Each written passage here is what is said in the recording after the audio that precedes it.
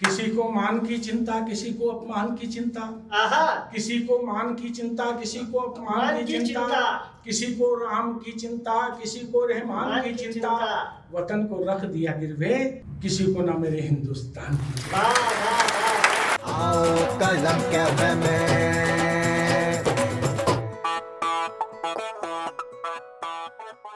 दोस्तों नमस्कार। हर दिन की तरह आज फिर हम कलम कैफे में आपके साथ में हैं, एक देश के सुप्रसिद्ध हास्य कवि के साथ। आज हमारे मेहमान हैं भीम सिंह जी निर्मल देवास से।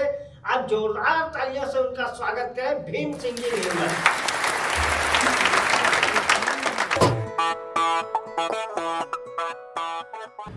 चार लाइनों से प्रारंभ करना चाहता हूँ। स्वागत भाई साहब। कि गधों को बाप बनाते हैं लोग, अच्छा, चापलूसी कर करके अपना काम चलाते हैं लोग, और जो वसूलों पर चलते हैं जिंदगी भर, उन्हीं को फांसी चढ़ाते हैं लोग। वाह वाह वाह वाह वाह वाह। किसी को मान की चिंता, किसी को अपमान की चिंता, किसी को मान की चिंता, किसी को अपमान की चिंता, किसी को राम की चिंता, किसी को रहमान की चिंता, वतन को रख दिया गिरवे, किसी को ना मेरे हिंदुस्तान की। वाह वाह वाह। हंसने का काम ईश्वर ने केवल इंसान को दिया है। अच्छा, आज तक आपने किसी जानवर को हंसते हुए नहीं देखा होगा। हाँ। अगर कोई जानवर हंसने लगे तो समझ लेना कि वो इंसान हो गया है। वो इंसान ना हंसे तो समझो कि वो जानवर हो गया है। वाह वाह वाह। मुझे तो ईश्वर कहे कि तू हंसी और स्वर्ग में क्या पसंद करेगा, तो मैं ईश्वर से यही कहूंगा कि मुझे तो जहाँ हंसी हो वहाँ ले चलना, क्योंकि जहाँ हंसी होती है स्वर्ग अपने आप वहाँ हो जाता है। मैं तो आपसे यही कहूंगा कि आप लोग हंसते हो तो समझो कि उस ईश्वर की इबादत करते हो, और जो हंसाता है स्वयं उसकी इबादत ईश्वर करता है। आपने कभी किसी कंजूस को हंसते हुए नहीं देखा होगा। वो भी सोचता है कि इसमें मेरा खर्चा हो जाएगा। अच्छा, बड़ी बड़ी बातें हैं साथियों, कहीं से हंसी कैसे भी निकल सकती है। मैं बात कर रहा था कि बाप ने बेटे से कहा कि बेटा अब तुम बड़े हो गए हो। अच्छा। बाप ने बेटे से कहा बेटा अब तुम बड़े हो गए हो, लड़कियों की ताका झांकी छोड़ दो। तो बेटा बोला पापा मैं लड़कियों की ताका झांकी छोड़ दूंगा तो आपके लिए सुंदर सी बहू लाके कहाँ से दूंगा। वाह। इन लड़कियों में से ही मैं अपनी जिंदगी खलास कर रहा हूँ और आपके लिए सुंदर सी बहू तलाश कर रहा हूँ। मैं हमारे भोपाल शहर हमारे नजदीक है भाई अतुल जी, यहाँ किसी भी सहज बात को कैसे कहते हैं, ये आपने सुरमा भोपाली तो देखी हो, पर मैं भी पूरे मध्य प्रदेश में 2-3 बार कंपटीशन हुए तो फर्स्ट सेकंड झूठ बोलने में मैं ही आया। कृपा रही उस माँ की। तो एक भोपाली सहज बात को कैसे कहते, अरे मियाँ तुम क्या कह दिया। हमारे अब्बा जान कहते थे कि उनके जमाने में इतनी गर्मी पड़ती थी, इतनी गर्मी पड़ती थी कि मुर्गी से अंडा नहीं निकले कि उबला उबला बस खाते जाओ। अरे मैं ये भी कोई बात हुई, तुम्हारे अब्बा जान कहते थे तो हमारी भी मम्मी जान कहती थी कि उनके जमाने में इतनी ठंड पड़ती थी, इतनी ठंड पड़ती थी, इतनी ठंड पड़ती थी कि मुंह से बात नहीं निकले कि जमी जाए।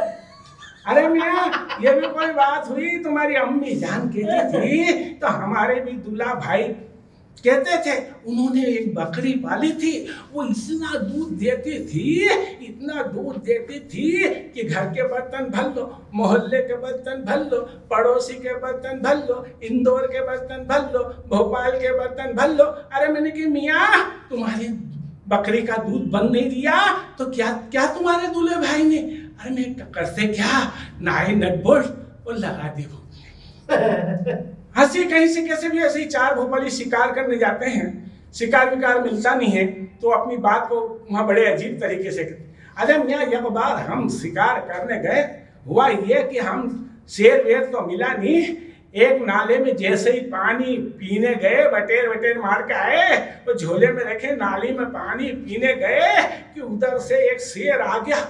या अल्लाह आया था खुद शिकार करने, खुद शिकार हो जाऊंगा, बीवी जान को अपने मुंह कैसे बताऊंगा। बस हम भी ठहरे ना भोपाली, हमको गुस्सा आ ही गया।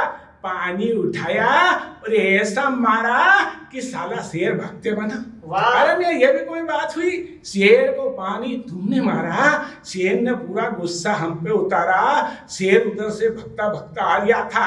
हमने क्या बे किधर जा रिया, इधर आ। शेर हमारे पास आया, हमने उसकी पीठ पे हाथ फेरा, उसकी पीठ गिली थी, जरूर तुमने पानी मारा। अरे मैं ये भी कोई बात हुई, शेर की पीठ पे हाथ तुमने फेरा, शेर ने पूरा गुस्सा हम पे उतारा, हम शेर और शेरनी आ गए दो, हमारे पास कारतूस है, इसको मारूं तो ये खा जाए, इसको मारूं तो ये खा जाए। ये अल्लाह आया था शिकार करनी, खुद शिकार हो जाऊंगा, बीबी जान को अपनी मुंह कैसे बताऊंगा। बस हमने आओ देखा न ताओ, बंदूक में कारतूस चढ़ाया और बीच चढ़ाया और क्या धड़ाम के बीच में जाके शेरनी को लग गया, शेरनी ने मेरे शेर को लग गया, शेर मर गया। शेरनी ने मेरे तरफ आंख मिलाई, मैंने उसके आंख दबाई, वो तो शर्म में ही मर जाती, मर गई। लड़की होती तो पीछे पड़ जाती। वाह वाह, बड़ी बड़ी बातें होती है, हंसी कहीं से कैसे निकल सकती, इसका कुछ कह नहीं सकते साथियों। अभी अभी हमने देखा, हमारा अस्पतालों से काम पड़ा, वहाँ कैसी कैसी व्यवस्था थी, उस व्यवस्था के मामले में आपको कुछ कहना चाहता हूँ। स्वागत। गरीब और मरीज के बहुत बुरे हाल हैं, वाह। उधेड़ ली जाती है उनकी तो खाल है। जी हाँ, ये सरकारी अस्पताल है। वाह वाह। जब से वाह, लोग वाह। अस्पताल आने लगे, बहुत कम लोग सही सलामत आने लगे। मरीज को देखकर डॉक्टर मुस्कुराता है, पर मरीज को तो डॉक्टर यम नजर आता है, खून पेशाब कोरोना की जांच कराते हैं और लेबोरेटरी वाले से खुद कमीशन खा जाते हैं। वाह। लेबोरेटरी वालों से खुद कमीशन खा जाते हैं। इधर देखो तो स्वीपर प्यून का भी हमारे यहाँ कमाल है, जिधर देखो उनका धमाल है। वो साहब के साहब हैं, अस्पताल के तो वही माँ बाप हैं।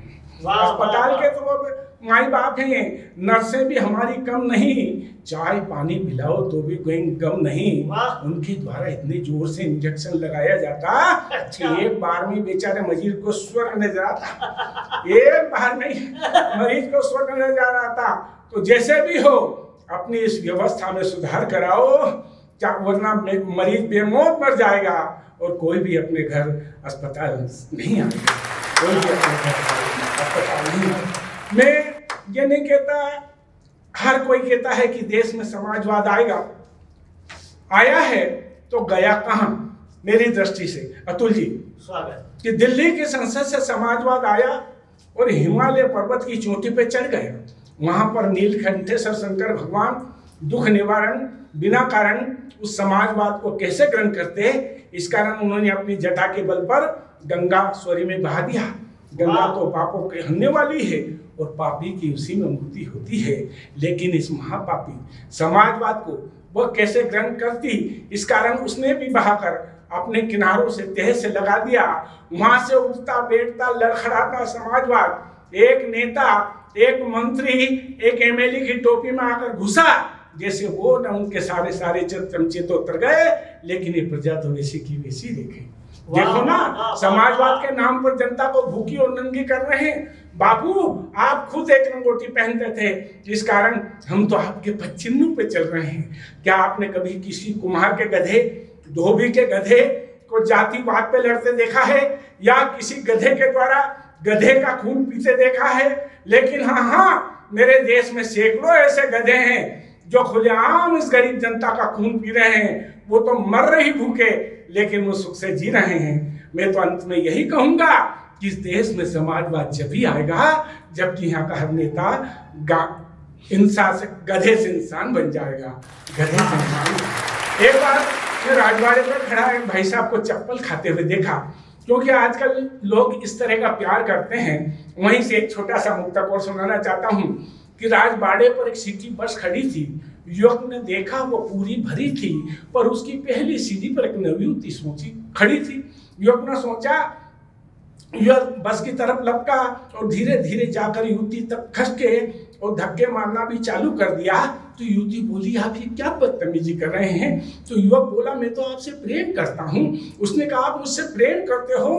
उसने कहा, हाँ। आप मुझे घुमाओगे? उसने कहा, हाँ। आप मुझे पिक्चर दिखाओगे? उसने कहा, हाँ। तो मुस्कुराते हुए उसने उसके सर पर चप्पल की बौछार कर दी। तो बौखला कर बोली, आप ये क्या बदतमीजी कर रही हैं? तो युवती मुस्कुराते बोली कि अगर आप सच्चे हैं तो मेरी किसी बहन को नहीं सताओगे, और झूठे हैं तो मेरी दूसरी बहन की चप्पल खाओगे। दूसरी बहन की चप्पल।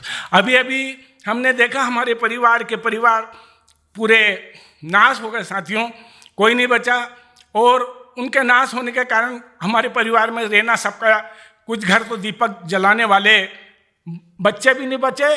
तो मैं उसके लिए यही कहना चाहता हूँ कि एक गीत छोटा सा प्रस्तुत करना चाहता हूँ कि घर में सबका रहना क्यों जरूरी है।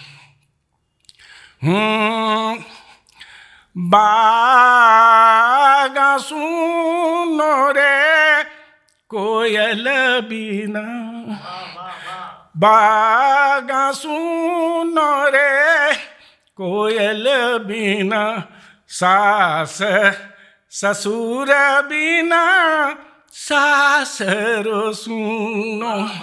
होया बहना, हाँ हाँ बहना, सुनी रे बीरन बिना, बागा सुनो रे कोयल बिना, दीरानी जिठानी बिना बैठक सुनी। होयो झगड़ा, हाँ हाँ झगड़ा, सुनो रे ननन बिना, बागा सुनो रे कोयल बिना, अपने पिया बिना सब जग सुनो, अपने पिया बिना सब जग सुनो। होया गोदी, हाँ हाँ गोदी, सुनी रे बीरन बिना, सासर सुनो रे यो साली बिना दे वर सुनो रे, सास बिना कोयल सुनी रे। आज महंगाई का दौर है, लोग अच्छी अच्छी गज़ल लिखते हैं। मैं गज़ल तो नहीं लिख पाया, एक छोटी सी गज़ल और सुनाता हूँ। इस कड़े वक्त में अपना तो गुजारा ना हुआ, गेहूँ तो गेहूँ अरे खाने का चारा ना हुआ। इस कड़े वक्त में दाल रोटी के सिवा और कुछ ना मांगा था, छोंक के तेल का चौके में नजारा ना हुआ। इस कड़े वक्त में मार मोरी व कमर, लोग तो रिश्वत खाओ खा के जी लेते हैं, लोग तो रिश्वत खा खा के जी लेते हैं। हमने गम खाया तो लोगों को गवारा न हुआ। इस कड़े वह मार मारी व कमर तोड़ दी महंगाई ने, मार मारी व कमर तोड़ दी महंगाई ने। बंदा फिर भी अल्लाह को प्यारा न हुआ। इस कड़े वक्त में अपना तो गुजारा न हुआ। गेहूँ तो गेहूँ, पूरी ज़िंदगी संवर जाती है अगर इन बातों पर हम अमल कर लेते हैं। आए भाई अतुल भी इतनी जगह नाम रोशन कर रहा, वो माँ की कृपा है, हम लोगों पे भी माँ की कृपा है। तो मैं आपसे यही कहना चाहता हूँ कि हमारी ज़िंदगी तो संवर गई, पर इन 4 लाइनों पे आपने अमल कर लिया तो हो सकता है आपकी भी ज़िंदगी संवर जाए। कि दिन के उजालों में कोई सा काम न करो, कि रात को सो भी ना पाए, दिन के उजालों में कोई ऐसा काम ना करो कि रात को सो भी ना पाए, और रात के अंधेरे में कोई ऐसा काम ना करो कि सुबह मुंह भी ना दिखा पाए, सुबह मुंह भी नहीं दिखा पाए। जवानी में कोई ऐसा काम ना करो कि बुढ़ापा बिगड़ जाए, और बुढ़ापे में कोई ऐसा काम ना करो कि लोगों के आगे हाथ फैलाएं, हाथ फैलाएं, हाथ फैलाएं।